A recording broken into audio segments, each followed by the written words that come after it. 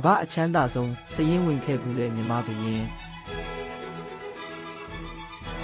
Elon Musk တို့ Jeff Bezos တို့မမွေးခင်နှစ်ပေါင်း400လောက်ကတည်းက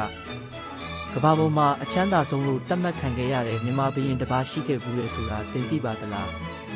သူကတော့ဒုတိယမြန်မာနိုင်ငံတော်ကိုတည်ထောင်ခဲ့တဲ့ဟန္တာဝတီစင်ဖြူများရှင်မင်းတရားကြီးဘုရင်တော်ပဲဖြစ်ပါတယ်သူ့ရဲ့စီးစိမ်ကဘလောက်တောင်ကြီးမားခဲ့တယ်လဲ1569ခုနှစ်မှာပဲခူးကိုရောက်ခဲ့တဲ့အီတလီကုန်သည်ကြီးစီဆာဖရက်ဒရစ်ဒက်ဇာဖရက်ဒရစ်ကသူ့မှတ်တမ်းမှာအခုလိုရေးခဲ့ပါတယ်ဒီဘုရင်ရဲ့နန်းတော်ဟာကမ္ဘာပေါ်မှာငါမြင်ဘူးသမျှအလှပဆုံးနဲ့ရွှေအများဆုံးပဲတဲ့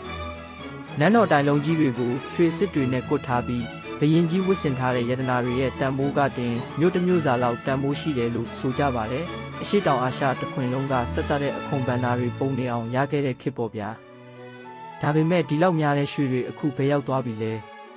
သမိုင်းပဟေလိတွေကိုဆက်လက်လာခြင်းရင် follow လုပ်ထားဖို့မမေ့နဲ့နော်